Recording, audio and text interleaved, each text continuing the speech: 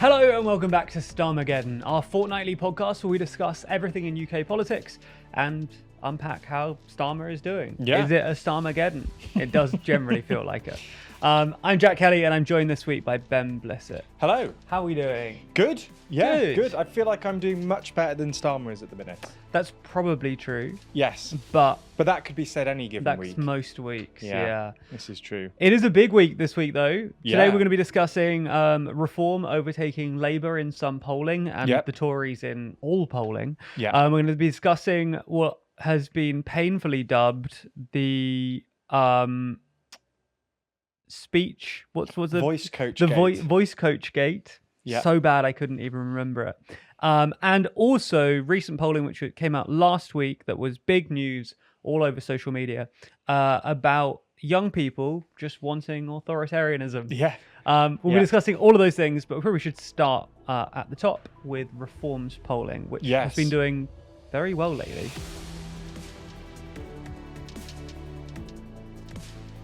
Yeah, so I think the first thing to point out here, and I think we've discussed this on other podcasts and probably UK videos at the moment, but last week was the first time that all of the major pollsters put Reform ahead of the Conservatives. Mm-hmm. So we had More in Common polling from the 24th to the 7th, putting Reform on 25% and Tories on 24%. Survation between the 28th and 29th of January, putting Reform on 24% and the Conservatives on 22%. Find Out Now is probably the most stark. From the 29th of January that put Reform on 27% and the Conservatives on only 21%. And Techney put on the 29th to the 30th of January put Reform on 24% and the Conservatives on 23%. So this is already quite a strong week for Reform. Obviously, there's been the occasional poll leading up to January that puts Reform maybe every now and then 1 point above the Conservatives. The key thing last week is it wasn't a one-off poll, it was all pollsters. Yeah. So this idea that you can write off Reform's strong poll performance as, oh, well, it's only once. Yeah. Realistically, that's not going to happen if there was an election tomorrow.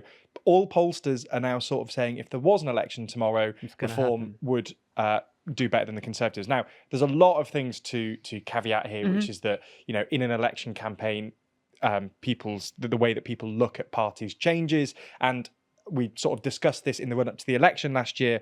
The sort of like, even though the question is technically the same, the question of what, the way that you answer the question of who you'd vote for changes significantly when when there is an actual election and after an election campaign. So I think you probably wouldn't actually have Reform above the Conservatives if there was an actual election campaign. But the point here is Reform are polling ridiculously strongly, and that this is no longer a one-off, and Reform are seriously becoming a threat to the major parties. It would also be interesting, as you say, people tend to return to the major parties when it comes to a real election. Yeah. It'll be interesting if this data holds up through to the next election, it'll be interesting what happens, because to some extent, at least my understanding is people do that because they feel if I vote Green, if I voted Reform previously, it's kind of a wasted vote. I'd rather vote for an establishment party who's actually going to get at least some of my priorities done. And it'll be interesting if that would happen with polling this strong for Reform, whether that would still happen. Because you can imagine, at least in the constituencies where they have a real chance, people wouldn't be thinking like that. They would be thinking,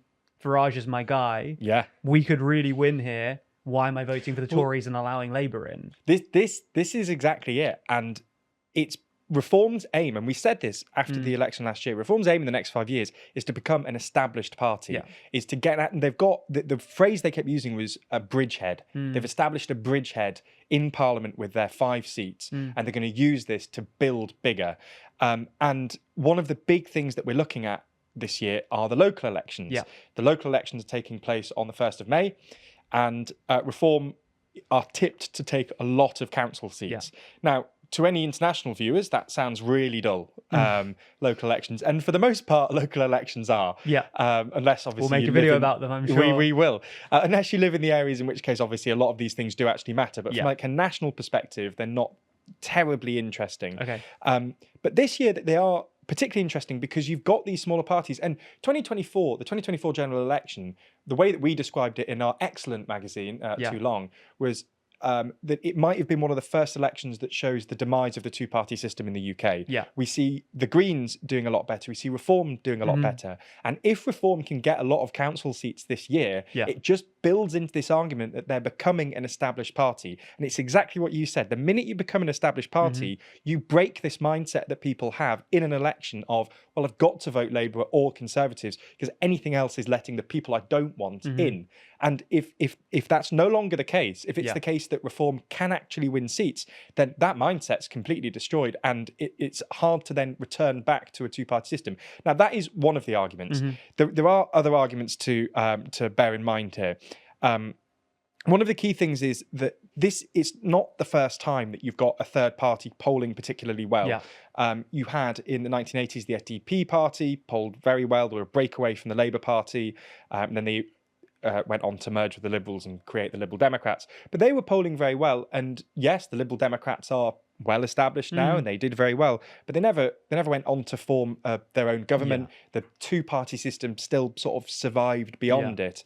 So there are blips where these sort of third parties do very well, and everybody starts discussing, is this the end of the two-party system? And then it doesn't happen. Now, there are key differences with Reform here that are different to the SDP. They're incredibly sort of strong polling. The seats they got last time, the sort of personality of Nigel Farage involved, the demise of the Conservative Party. Obviously, there was the demise of the Labour Party at the time. There are some like unique things here, but that's not to say.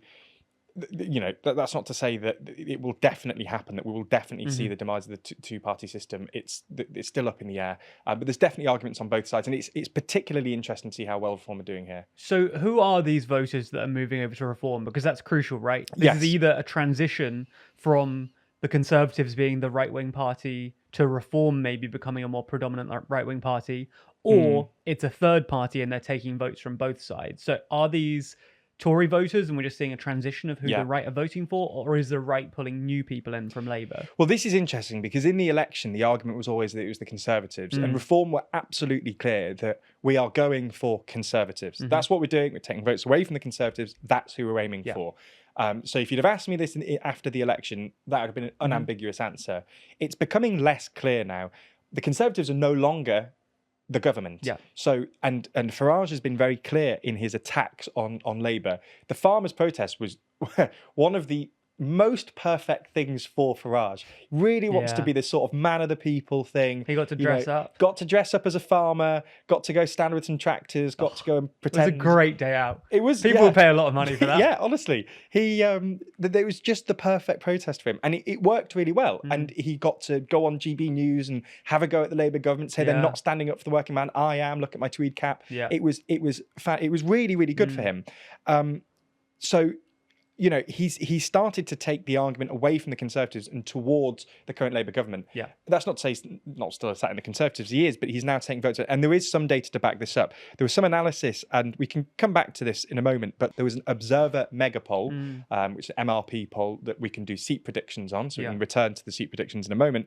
But as part of that, they had a look at exactly who were saying that they were voting for Reform. And what they found was that 1 in 5 people that said they would vote for Reform are what they described as moderate interventionist voters who weren't like those that had voted for Farage at the last election or that had supported UKIP or the Brexit Party. So it shows that they're no longer just taking these votes away from the Conservatives. It's, as you're suggesting, they're also starting to take votes away from Labour. And this is where Labour need to start getting worried. So far, the concern that is being caused by Reform was almost squarely targeted at the Conservatives. And right now we're seeing that broaden and Labour starting to get worried. And the last thing that I want to mention here as well is that just to back this up as well, there was all those polls I mentioned about last week. They all put Reform ahead of the Conservatives. A YouGov poll recently actually put Reform ahead of Labour for the first time. So yet again, just sort of showing that Reform are starting to sort of become a problem for not just the Conservatives, but also Labour. So let's dive a little deeper into the Observer polling you mentioned that looks at seat counts People obviously remember MRP polls from our endless discussion of them about a year ago, as we were looking at projections of how big a Labour landslide could be. Could the Tories be wiped out? Looking at MRP polls became not only my personality, but just what I did for so many hours in the run up to that election. Yeah. So we obviously looked at that previously. We know how that works. We know the kind of accuracy of that. But what is the data looking like if we feed all of this latest polling in, and we were to hold an election using this polling as a basis, what kind of seat numbers are we looking at? Yeah, so MRP polls are obviously, they're much bigger. They survey more people, and they also, due to some complicated maths, mean that we can do predictions on seat shares rather than just overall national voting intention, which is ultimately what an election is about. It's about gaining seats. So in a lot of ways, they're a lot more useful than just headline polling. This Observer mega poll, again, there's tons of caveats, which obviously always apply, which I won't go into, but just take all of this with a pinch of salt. But the mega poll suggested that Reform are on track to win 76 seats if there was an election. So the Conservatives, a big increase from 5. Yeah, the Conservatives won 121 at the last election, just for some context. So 76 would be significantly, and the Conservatives are the main opposition party at the moment. So that would put them a significant way towards the Conservative Party. The important and interesting thing here, just following on from our previous discussion there, is that 60 of these 76 seats would come from the Labour Party. Wow. So that is, or 6 seats that are currently held by Labour. So 76 total. 60 are from Labour. So that only leaves 16, 5 of which they presumably already have. So that's really not many coming from the Conservatives. That is, I mean, Labour also have a lot of seats to take, obviously. But I think that is one of the most important caveats here, is that there are so many Labour seats to take, and a lot of them presumably a lot of them could have been previously Conservative, and Labour's just taken them. So as you say, there are a lot of even caveats still though. here. So where does that leave Labour if under this current polling? If Reform are that high, are Labour still winning? They still have a majority, or? Labour would end up with 287 seats, and the Conservatives up with 163. Okay, interesting. So yes, Labour would end up with 287 seats. They were on 411 at the last election. The Conservatives were on 163 seats. They got 121 at the last election. So Labour on a massively, hugely reduced. Below a majority. Not quite halved, but getting there. Pretty close to, Obviously, this is to be expected. Labour polling is doing very badly, and Starmer personally is polling very badly. The Conservatives up slightly is interesting, but bear in mind it was their lowest, seat share ever last year. And just to be clear, this isn't what's actually going to happen. This is just a one-off poll, but it is an indication that Reform are becoming a serious sort of player. So just one other thing to note here is that the analysis also showed that a 3% swing to Reform from both Labour and the Conservatives, so split equally, would put Reform on 169 seats, which is a huge increase on such a small swing, which indicates that they would be second placed, or third but very close to first, in a lot of seats that they didn't win without that swing. So it just shows how very marginal. And this, it also breaks the argument that I think we used quite a lot last year in the run up to the election, and pollsters often use, which is that even though third parties can poll high on a single poll, the issue that they have is that they don't have concentrated enough votes to win seats. So because of the first past the post system, just achieving a high proportion of the vote isn't enough to win seats. You need that concentrated in geographical areas. It's the saying that people often use when they're describing like electoral strategy in first past the post is win small, lose big. Because what you want is, there's no point in wasting loads of money convincing people to vote for you if you don't win the seat. Every vote that you win, to an extent, can be translated to an amount of money that you've spent to try and convince people to vote for you. So if you're going to lose, you might as well lose massively. There's no point in convincing voters. And if you're going to win, you don't want a huge majority. That's wasting additional votes. So what you want is a distribution of that vote across the UK. And parties have spent hundreds of years sort of honing this and getting the pockets of England that they know are going to vote for them, and being very clever with how they distribute their financial resources to make sure that they sort of follow that strategy. The issue for newcomers is that they don't have that. They don't know where people are going to vote for them. So sure, they might get tons of votes. Like UKIP in 2015, they got a huge number of votes, and I think 1 or 2 seats, like nothing. And to an extent, obviously, Reform this time round. The issue is that it takes a very long time to do that. And what this is suggesting is that perhaps, and again, this is only a suggestion, but perhaps Reform have broken that and that they might actually be able to win seats a lot sooner than people previously expected. Interesting. So obviously the Conservatives are concerned about this. What's the reaction from Labour been thus far? Obviously, not great, but as we've said a bunch of times, this is very early polling. Labour are not doing great, but that doesn't mean that they're going to crash out at the next election necessarily. So is there any indication of their response to all of this? Yeah, I mean, they are getting concerned about this, I think. Sure. I think it's not the end of the world from the... I mean, I'll just read a quote from a staffer. So at the general election, the vast majority of people who voted Reform were not considering Labour. That won't be true now. Because we're in government and people are looking for change, the number of people that are feeling unsure about the future is quite big. It's just not on the fringes of the electoral system. So as you can see, sort of there are... I think that is reflective of what we're seeing in the polling, and that Labour are reacting the way you'd expect, which is that there is a bit of a growing concern. It's obvious that now they're the government, Reform were going to turn their target. Obviously, they're still going for the Conservatives, but it's just quite easy for them as a natural sort of protest party, hard to really protest against the Conservatives when not only they're not in government, Kemi Badenoch isn't doing anything, which we've obviously discussed. So it was always natural that they were going to go for Labour, and it was natural that Labour are going to start to get a little bit concerned. The interesting thing now will be to see exactly how Labour responds. Is Starmer going to move slightly to the right, especially on things like immigration, in order to try and assuage voters? Is he just going to sort of brush them off? He's sometimes challenged by Farage in PMQs, and he usually has some dismissive put down. Is he going to try and engage with them a little bit more? I think these are all open questions and all relevant questions now that we've seen this polling. Interesting. It'll be interesting, as we say, to look at those local elections coming up, to look at more polling to see if this trend holds. But at least for the moment, things are looking very good for Farage. Yeah, definitely. Okay, so before we move on, you mentioned our excellent magazine, Too Long, already. Yes. And the piece we did about... the end of the two-party system. The end of the two-party system, the collapse of the Tories. That was in our last issue of Too Long, which, by the way, we've got 20 copies of left. It's basically sold out, and we have no plans of restocking. So if you want a copy... you can buy one now, but just a heads up on that.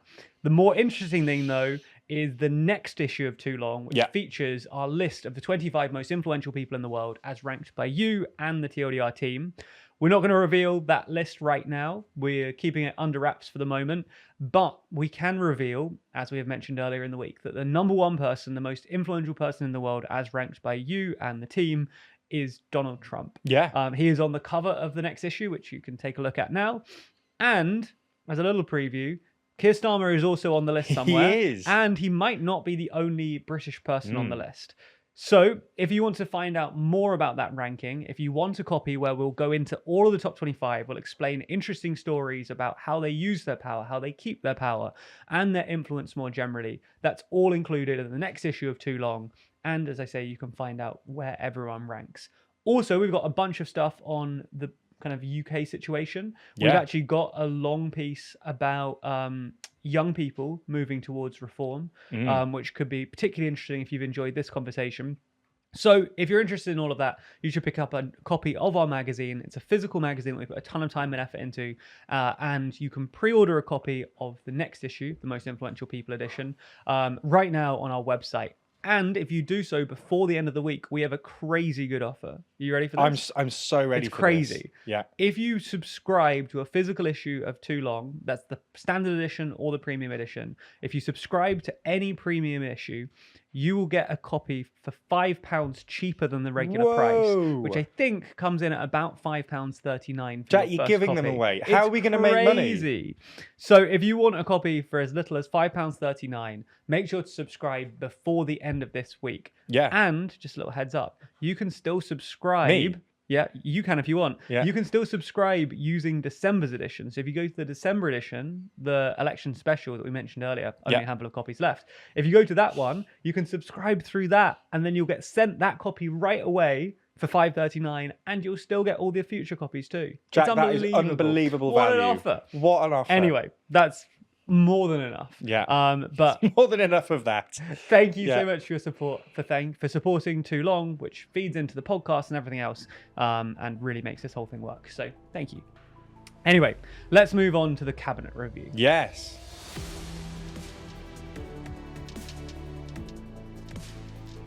Okay, so who are we discussing in today's cabinet review? Well, I feel like in the second week of this podcast, we sort of broke the idea of a cabinet review and went with someone who isn't in the cabinet. Sure. So I feel like this week we're going to return to the cabinet and we're going to go for the head of the cabinet. And king of the cabinet? We'll go for Keir Starmer. We'll go for the Prime Minister. Cabinet King Keir Starmer. Yeah, exactly. So many That's his title. One of them's a C, but... Yep. So we're going for Keir Starmer, the Prime Minister, and the reason that we're going to be reviewing him this week is because he's hit some headlines about his actions in lockdown, which for Prime Ministers, I thought we were done with this. I thought we to were be too. quite honest, I thought we'd done the whole Boris Johnson Partygate thing. I thought we'd done the Sunak Partygate thing. I thought you're sat in front of a poster about it. So I am. I thought this was done. But no, we are not. No. The allegations are that Keir Starmer had a voice coach come round to his house on Christmas Eve of 2020, which, if anyone here remembers and was in the UK, that was a particularly difficult Christmas for a lot of people because Boris Johnson had promised that you'd be able to have a normal Christmas and then cancelled it last minute, and we had the tier system. Yeah. London was in tier 4 lockdown, which meant all kinds of restrictions on social gatherings, and obviously the government asking people to only work if it was reasonably necessary. Now, Starmer has been accused of obviously having this voice coach round, and there's been some allegations from the right-wing press that this might have sort of broken rules, things like that. And while we're discussing this, I think it's important to discuss the sort of political impact this is having for him at the minute. And also it's probably worth just very quickly going through the technical things about whether this actually broke the rules, because that is relevant in this, as is, even if he did or didn't, how this sort of impacts him at the moment. It's becoming a fairly big story. He's being asked about this quite a lot, and it undermines this sort of idea of him as a very sort of by the book lawyer, competent person in charge. Yeah. I know he didn't directly succeed Boris Johnson, but I think it's fair to say that Boris Johnson is sort of the figurehead of the last sort of 4 or 5 Conservative prime ministers, and he's trying to sort of represent a change from that. And this really undermines that narrative for him. So even if the actual allegations of him breaking rules aren't true, it's still politically difficult for him. Having said that, just on the rules, London was in tier 4, but I don't know if anybody watching this remembers Adam Wagner. He was the person on Twitter, sort of lawyer from Doughty Street, who was sort of known as one of the only people in Britain who actually knew the lockdown rules, very technically. And he basically said that he's almost certain that even if this sort of meeting with the voice coach was investigated, he wouldn't have been given a fixed penalty notice unless it was some kind of social gathering. He'd have thought that for the leader of the opposition, it was reasonably necessary to meet with the voice coach as part of his duties as leader of the opposition. The reason he had so as long as he didn't have the voice coach around just for a chat, as long as it was for work, and a voice coach, just for clarity, to help him with giving speeches, not like carol singing or something. I feel like that I should have clarified coach. that earlier. Yes, not his sort of free time singing. It was for his duties as leader of the opposition. And specifically, the reason that they came out on Christmas Eve was because Starmer was giving a speech later that day in response to Boris Johnson's Brexit deal. So it was in relation to his duties as leader of the opposition. Now, obviously, people at home will have their own opinions on whether this could have been done online, and that is a very valid question. There's a lot of suggestions that this voice coach was doing a lot of her work online at the time, and why was it necessary for her to go around to his house? That's a fair question, but I suppose the argument is how sort of essential it was for her to be there, and everyone's going to have their own opinion. But the argument is that she was there under a work capacity to help him with this job, and while the people were encouraged to be remote as much as possible, it wasn't that you couldn't do this, it was social things that were limited. It wasn't necessarily work engagements. Yes. And again, I don't think it's equivocal to the lockdown parties, which I know other people... This is obviously naturally being brought into this, and this is sort of the crux of the thing. The reason this is so important to some people is that Boris Johnson obviously had broken a lot of, or he was accused of breaking a lot of lockdown rules, and there was lots of lockdown parties in Downing Street, and Keir Starmer was one of the main proponents of sort of having him punished for that, and one of the main sort of people criticizing him for it. So for him now to be accused of something similar, it's not a good look for him, and it's natural that a lot of the right-wing press are using this as a stick to hit him with at basically every opportunity they can. It's a good stick. I think this is probably going to rattle on for a little bit longer, but ultimately I don't think it's going to be too big going forward. I think it's just an example of Keir Starmer not really being that good at comms. It should be something that he shuts down relatively quickly. It's relatively easy, surely, to say that the parties were parties. Yeah. They were social engagements, most of them. Yeah. And fixed penalty notices were issued. Yeah. This was... I mean, the problem is, like, a vocal coach does sound kind of frivolous. Yeah. Like, if it was, like, any other advisor or something, you'd say, well, that's clearly work. Yeah. Vocal coach, you can see the grey area that, like, people looking to criticize him are working in there to some extent. But you can make the argument. But, yeah, as you say, has he made that argument effectively enough? Possibly not. Yeah, exactly. And sort of the classic issue with Starmer is he's just not very good at forcefully putting forward an argument. Maybe you could do with some vocal training and work on the force in his voice. Well, he's allowed to do it now, so now why he can not? have her around whenever she wants. Yeah. Okay, let's move to our final story today. Yes.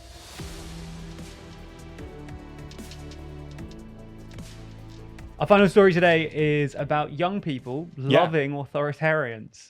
Yeah. Kind of. Well, sort of, yeah. This is the story of Channel 4 commissioning a survey into Gen Z. What are we?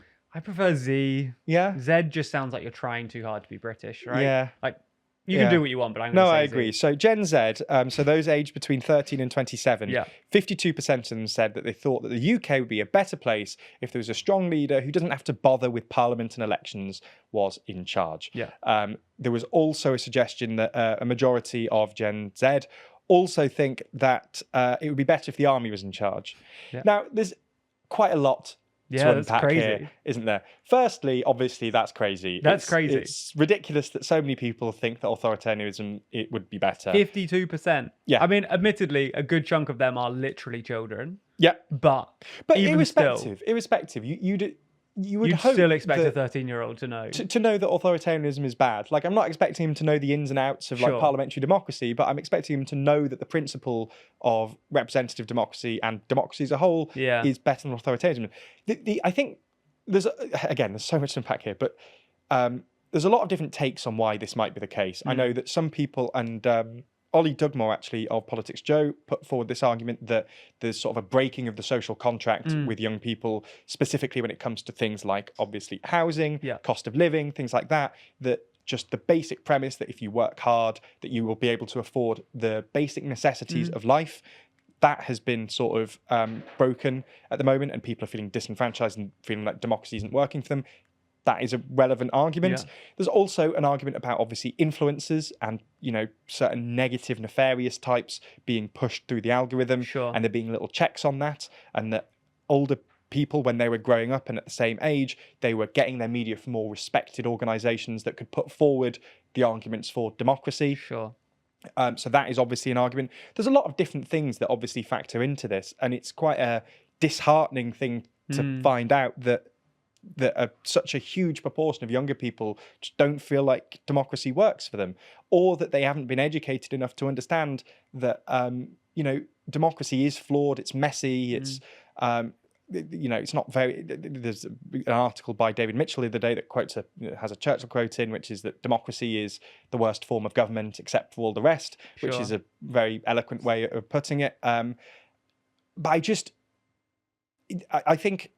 And again, I've mentioned this David Mitchell article, and it's not the only one.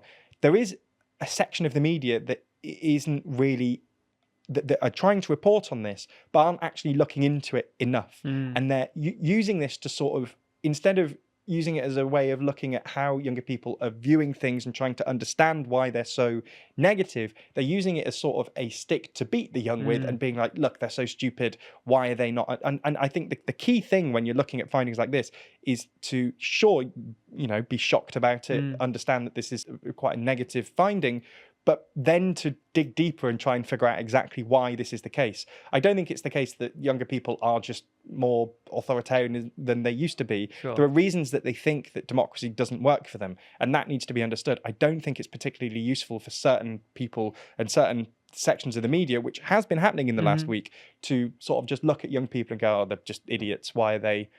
Why do they have these views? You actually need to look into it.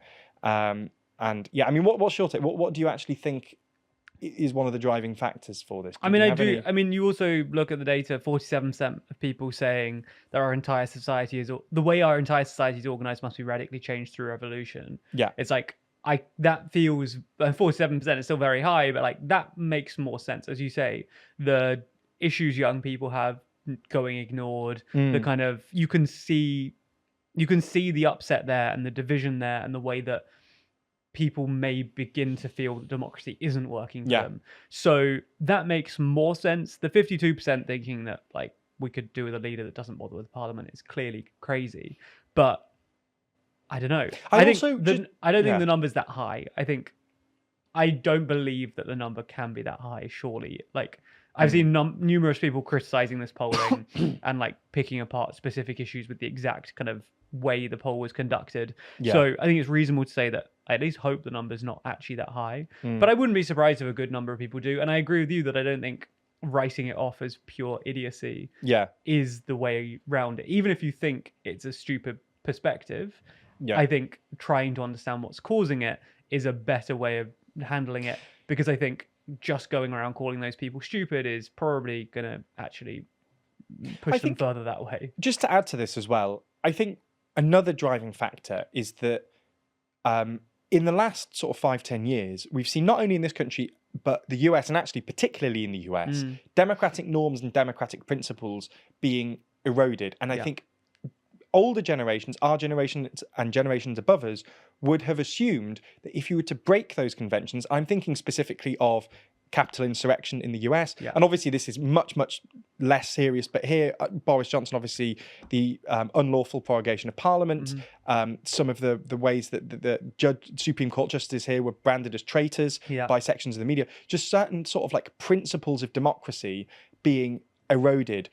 Our generation and generations above us would have assumed that would have been met with severe backlash from the public, and would have been unthinkable. Firstly, that politicians would have never done it, and the reason that politicians would have never done it is because they'd face the electoral consequences of it. And what we found is that isn't the case. And I think that if you're coming of age and you're, becoming an adult and having, thinking for yourself and becoming an engaged member of civilized society, and that is happening at the time that you're watching democratic principles being eroded, and the person that's doing that being praised for it by sections of the media, and then going on to be electorally successful.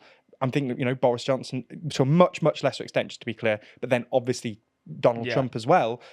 You might start thinking, well, why have these democratic checks and balances? What is the point of them if these leaders and these figures benefit from them and get re-elected? I think that is a very, I think that's a valid argument for that. And speaking about influential people, their attitudes, and also influencers more generally, and the impact they're having on young people, the survey also dives into attitudes towards women in particular, which is something you can see kind of eroding across all kinds of kind of like the manosphere kind of stuff. So what does the data say there, and what can we learn from that as well? Yeah, I think this is actually a little bit more worrying, if anything. So the data here is that 45% of male respondents between 13 and 27 agree with the statement, we've gone so far in promoting women's equality that we're discriminating against men. And 44% agreed that when it comes to giving women equal rights, things have gone far enough.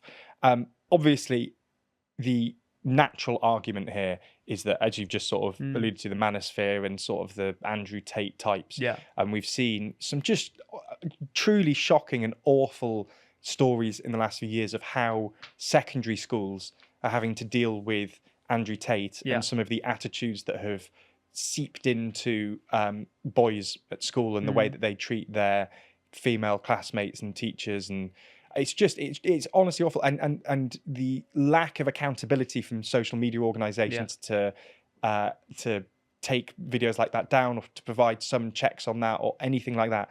It's this sort of abdication abdication of any sort of responsibility from social media companies that I think is largely to blame for the prevalence of these attitudes. Again, 10, 20 years ago, there'd be some, the sexist attitudes would exist, but the places that you get news and information from and entertainment from would at least provide a check on some of the most extreme forms of sort of misogyny. Yeah. I'm not in any way suggesting that society wasn't sexist or anything like that then, but there was at least a check on like extreme misogyny. Whereas now this extreme misogyny is promoted in a lot of ways on social media through people like Andrew Tate. And it's not surprising that it's sadly not surprising that you're seeing this reflected in those sort of attitudes in a survey like this.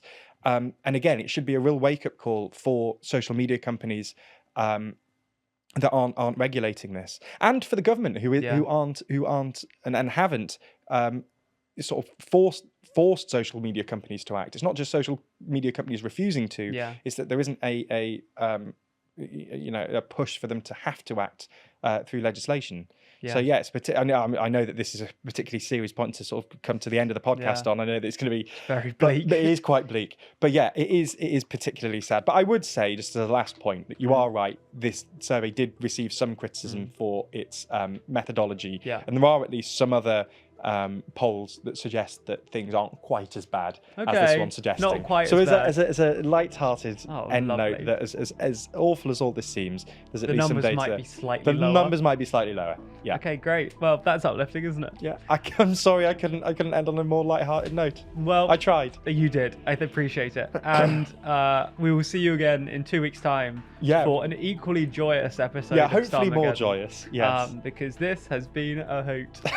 Sorry, I hate to drag you onto it and do a real bleak episode.